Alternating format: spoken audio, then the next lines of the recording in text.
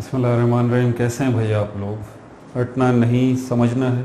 Uploads on request number 13, first year physics vectors chapter number 2 का lecture 3 जो है आज हम करने जा रहे हैं। कॉपी पेंसिल ले लीजिए, लेक्चर को नोट करना है और मुस्कुराते रहना है। किसकी रिक्वेस्ट पर? ही शाहान अबुल ऐवान की रिक्वेस्ट पर पूरी सीरीज़ ये वेक्टर्स की चल रही है। मैट्रिक्स से फर्स्ट ईयर में हम लोग आ चुके हैं। पिछले लेक्चर्स उनके पार्ट्स जिन्होंने नहीं देखे हैं वो देख लीजिए, क्योंकि ये बहुत ज़रूरी है ताकि आपकी बेस जो है वो बड़े अच्छे से स्ट्रॉन्ग हो जाए। आगे चलते हैं।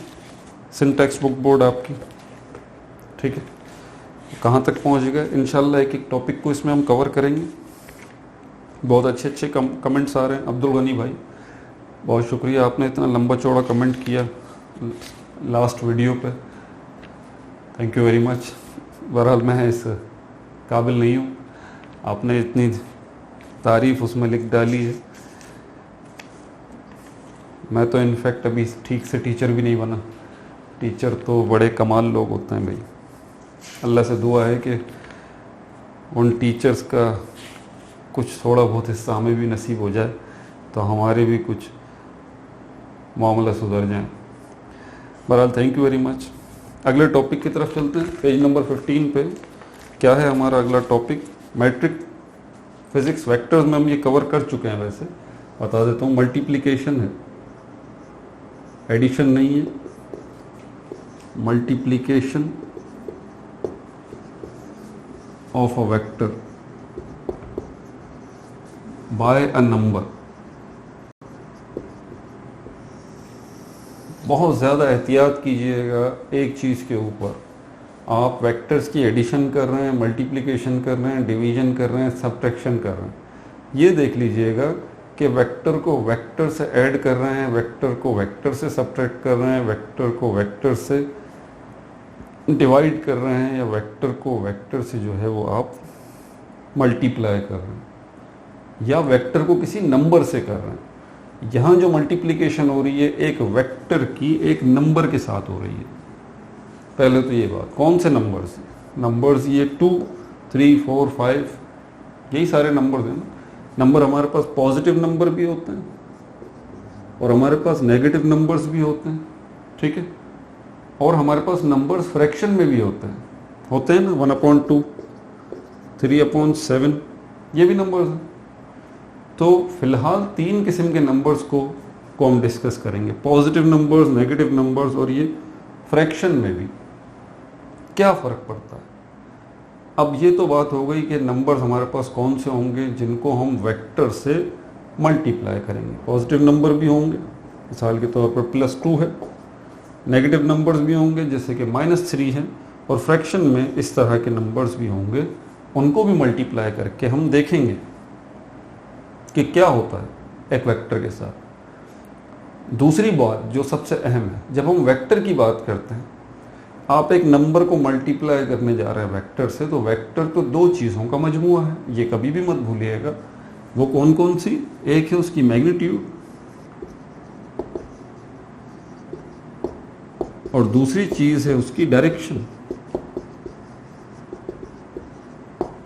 तो जब आप किसी पॉजिटिव नंबर को या नेगेटिव नंबर को या फ्रैक्शन में जो नंबर है आपके पास, उसको किसी वेक्टर से जब मल्टीप्लाई करेंगे तो किससे करेंगे? ये बड़ा अहम क्वेश्चन है। किससे करेंगे? क्या आप उस वेक्टर की मैग्नीट्यूड से करेंगे या फिर उसकी डायरेक्शन से करेंगे? जी, एक वेक्टर है आपके पास, ये रहा, ठीक है।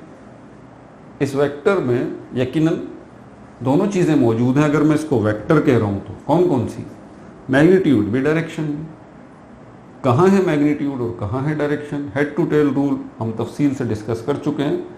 तो ये वेक्टर जो इसकी जो लेंथ है सेंटीमीटर्स में, वो असल में मैग्नीट्यूड है। और ये एरो जिस साइड पर इशारा कर रहा है वो इसकी डायरेक्शन है।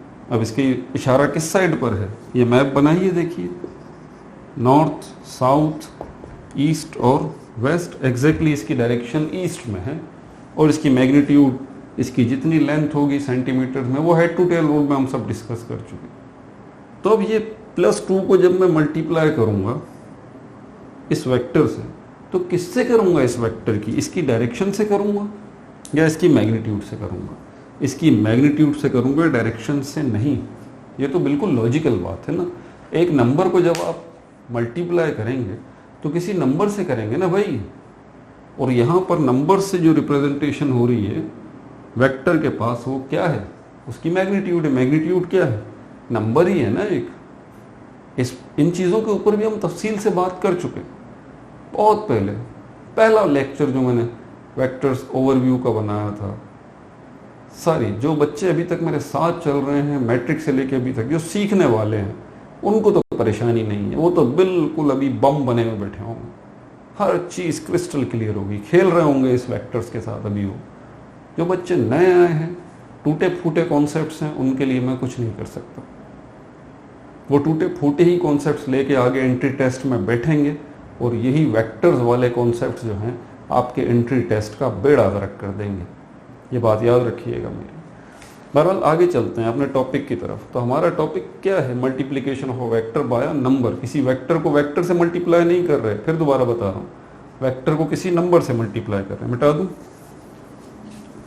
नोट करते रहें साथ साथ।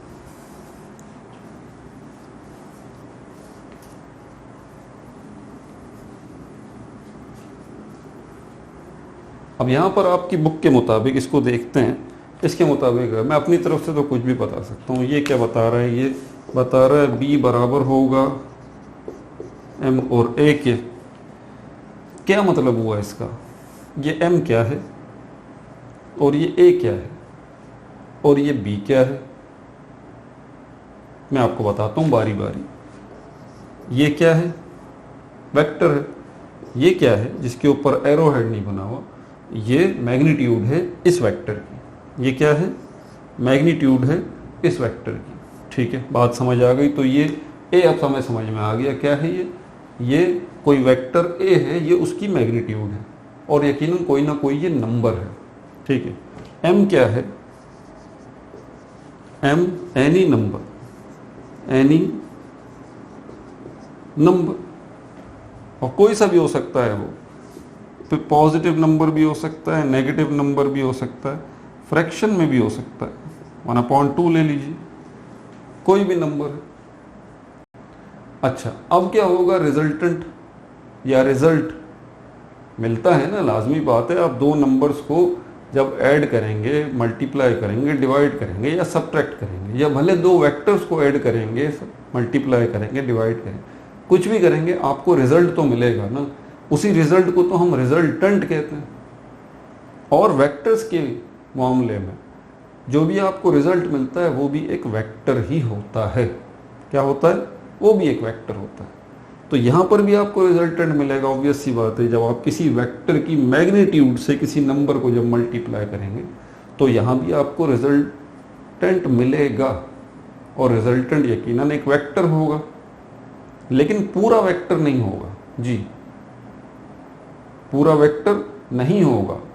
वेक्टर दो चीज़ों से मिलकर बनता है, डायरेक्शन और मैग्नीट्यूड। जब भी आप किसी वेक्टर की मैग्नीट्यूड से किसी नंबर को मल्टीप्लाई करेंगे तो आपको रिजल्ट की शक्ल में जो चीज़ मिलेगी वो भी आपको मैग्नीट्यूड ही मिलेगी। और ये b जो है किसको रिप्रेजेंट कर रहा है? b जो है ये मैग्नीट्यूड बता रहा है। किसकी मैग्नीट्यूड बता रहा है? एक नया वेक्टर जो बना है इन दोनों के मल्टीप्लाई करने पर, उस नए वेक्टर को हम b से रिप्रेजेंट कर रहे हैं।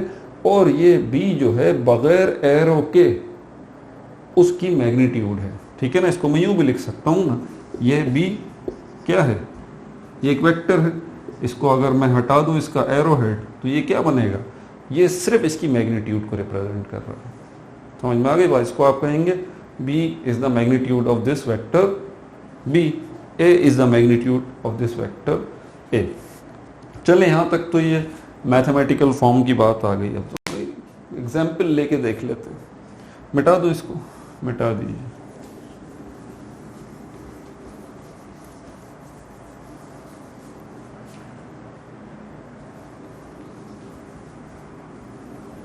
वेक्टर्स में हमारे पास फोर्स भी एक वेक्टर ही है ना। बड़ी आसान सी एग्जांपल आ जाती है इसकी। फोर्स भी एक वेक्टर है, ठीक है। उसका यूनिट क्या है? उसका यूनिट न्यूटन है। तो यहाँ पर ईस्ट की डायरेक्शन में अगर 5 न्यूटन की फोर्स लग रही है, 5 न्यूटन की फोर्स लग रही है ईस्ट की डायरेक्शन में, ठीक है, तो मैं इसको किससे रिप्रेजेंट करूंगा? मैं इस वेक्टर से मैंने इसको रिप्रेजेंट किया, वेक्टर एफ। इसकी मैग्नीट्यूड कितनी है? बगैर एरो के एफ लिखूंगा, कितनी है? 5 न्यूटन है, ठीक हो गया। अब मैं किसी नंबर से मल्टीप्लाई करता हूं इसको, मिसाल के तौर पर वो है 2। तो 2 से जब मैं इसको मल्टीप्लाई करूंगा तो इस वेक्टर की किस चीज से मल्टीप्लाई होगा जाके? 2। क्या इसकी डायरेक्शन से? नहीं, डायरेक्शन कर लूँगी इससे। ये मैग्नीट्यूड है इस वेक्टर एफ की 5 न्यूटन। तो मैं 2 को जब मल्टीप्लाई करूंगा 5 से तो मेरे पास जवाब क्या आएगा? 10 न्यूटन आ गया। अब जवाब तो मेरे पास 10 न्यूटन आ गया, मैंने मल्टीप्लाई कर दिया, वेरी सिंपल। इस ओरिजिनल वेक्टर पे इसका असर क्या पड़ेगा? ये बड़ा अहम नुक्ता। इसकी मैग्नीट्यूड बढ़ जाएगी, और जब इसकी मैग्नीट्यूड बढ़ेगी तो एक नया वेक्टर मिलेगा, और उसकी लेंथ क्या होगी? उसकी मैग्नीट्यूड क्या होगी? उसकी नए वेक्टर की मैग्नीट्यूड है 10 न्यूटन। हमें ज़रूरत है अब इसी वेक्टर को डबल करने की। ये रहा। अब ये क्या हो गया? हमारे पास 10 न्यूटन हो गया। इस वेक्टर में और इस वेक्टर में क्या फ़र्क है? इस वेक्टर में फ़र्क है कि इसको तो हम एफ कह रहे थे, इसकी मैग्नीट्यूड को हम एफ कह रहे थे विदाउट एरो। ये जो अब नया वेक्टर बना है जिसकी मैग्नीट्यूड 10 न्यूटन है, इसको हम यकीनन कोई नया नाम देंगे, क्योंकि ये जो हमारा वेक्टर बना है ये हमारा क्या है? ये रिजल्टेंट वेक्टर है। समझ में आ गई बात? तो ये पुराना था, अब ये नया बना है, तो इसको कोई नाम कोई भी आप दे दीजिए। मैं इसको आर भी कह सकता हूँ,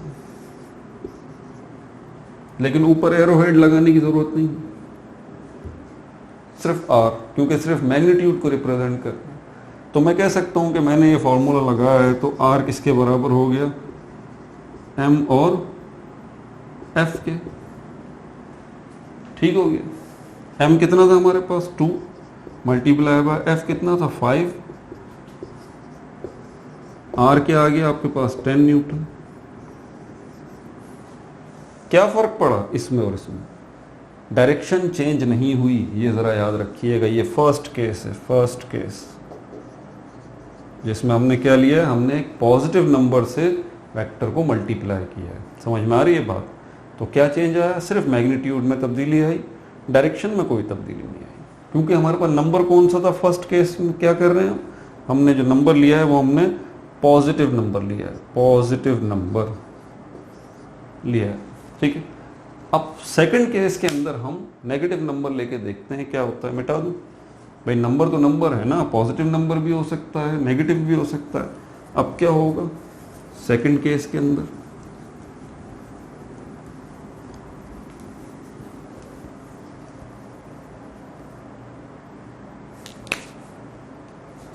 ये हमारे पास सेकंड केस आ गया।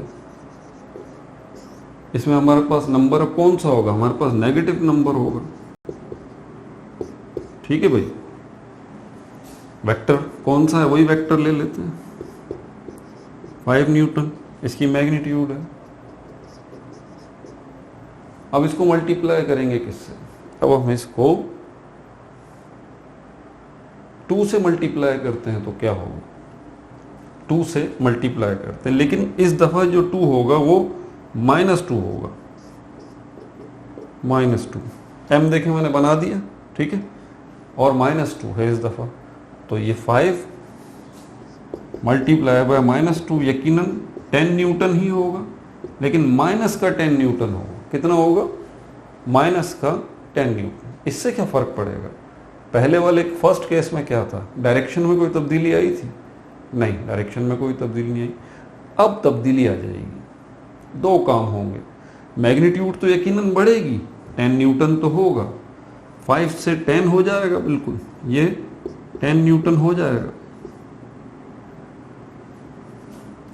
लेकिन ये नेगेटिव का 10 न्यूटन होगा, और इसका रिजल्ट क्या निकलेगा? इसका रिजल्ट नहीं निकलेगा, जो भी डायरेक्शन होगी उसके बिल्कुल अपोजिट न्यू डायरेक्शन बनेगी उस वेक्टर की। जी ये नहीं होगी, अब इसको हम रिवर्स करेंगे।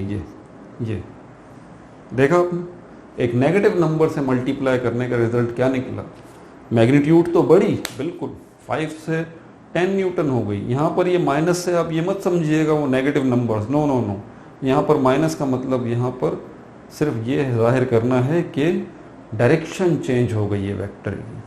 फिजिक्स के अंदर और दूसरी जगहों पर भी, कई जगहों पर भी माइनस साइन जो लगता है उसका मतलब ये नहीं होता कि ये नेगेटिव नंबर है, उसके कई यूज़ होते हैं। जैसे कि डायरेक्शन के लिए भी हम जो है वो नेगेटिव का साइन लगा देते हैं अपोजिट डायरेक्शन बताने के लिए।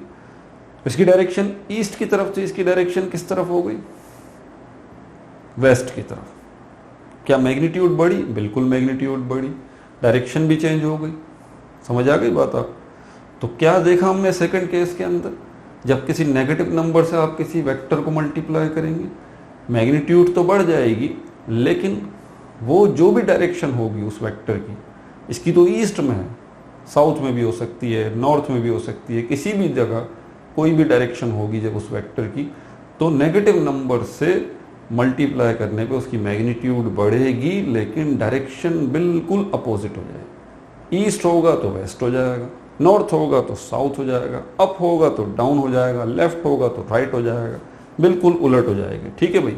थर्ड केस देखते हैं, किसी फ्रैक्शन से भी मल्टीप्लाई करके देख लेते हैं। इसको मिटा दूं,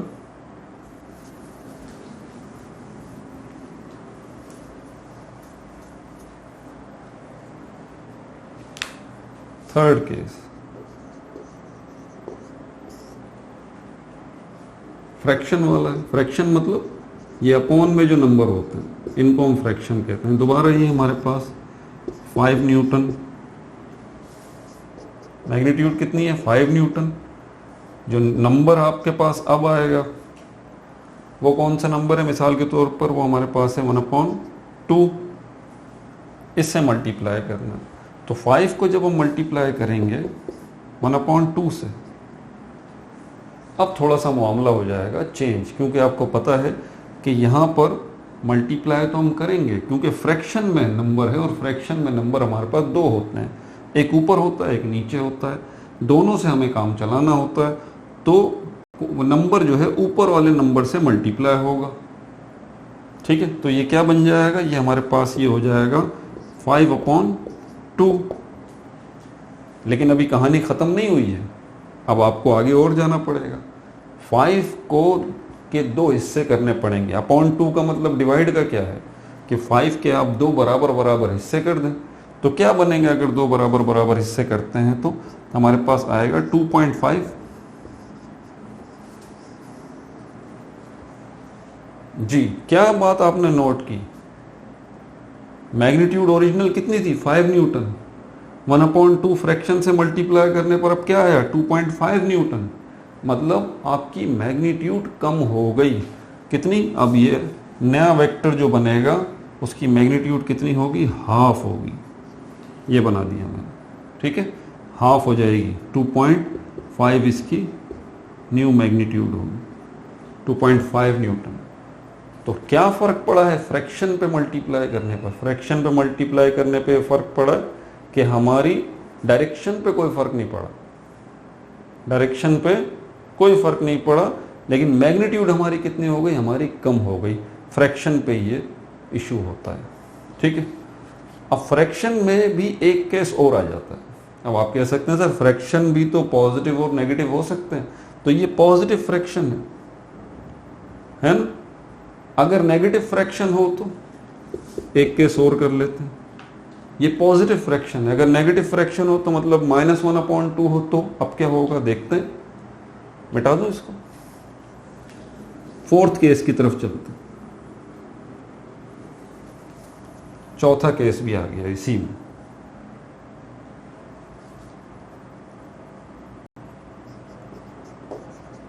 फोर्थ केस नेगेटिव क्या है हमारे पास वेक्टर, ये रहा, दोबारा वही 5 न्यूटन। ठीक है, मैग्नीट्यूड कितनी है 5 न्यूटन। अब जो नंबर है वो आपके पास क्या है -1/2। अब क्या करना है, मल्टीप्लाई करना है। 5 को मल्टीप्लाई करता हूँ -1/2 से, तो मेरे पास -5/2 हो जाएगा, और जवाब जो निकलेगा वो भी -2.5 न्यूटन आएगा। अब फंस गए। अब दो काम होंगे यहाँ पे, इसकी मैग्नीट्यूड भी कम होगी, ठीक है। 5 से आधी हो जाएगी, कितनी, 2.5 न्यूटन इसकी मैग्नीट्यूड हो जाएगी। लेकिन यहाँ पर 2.5 पहले आया था, यहाँ तो -2.5 आया है ना, तो इसका रिजल्ट क्या मतलब है, डायरेक्शन इसकी अपोजिट हो जाएगी जी। इसकी मैग्नीट्यूड भी कम होगी रिजल्टेंट वेक्टर की, ठीक है, और इसकी डायरेक्शन भी बिल्कुल रिवर्स हो जाएगी, अपोजिट हो जाएगी, जो कि हमने पहले नेगेटिव नंबर में देखा था। तो इसकी डायरेक्शन क्या हो जाएगी, ये हो जाएगी, ईस्ट डायरेक्शन थी और इसकी डायरेक्शन वेस्ट में चली जाएगी। समझ में आ गई बात आपको। तो ये 4 केसेस हमने देख लिए, positive number, negative number, positive fraction, negative fraction. क्या रिजल्ट निकल रहे हैं जब आप किसी नंबर को किसी वेक्टर से मल्टीप्लाई कर रहे हैं। ठीक हो गया भाई। उसके बाद फिर आपके पास क्या है, 4 लॉज हैं।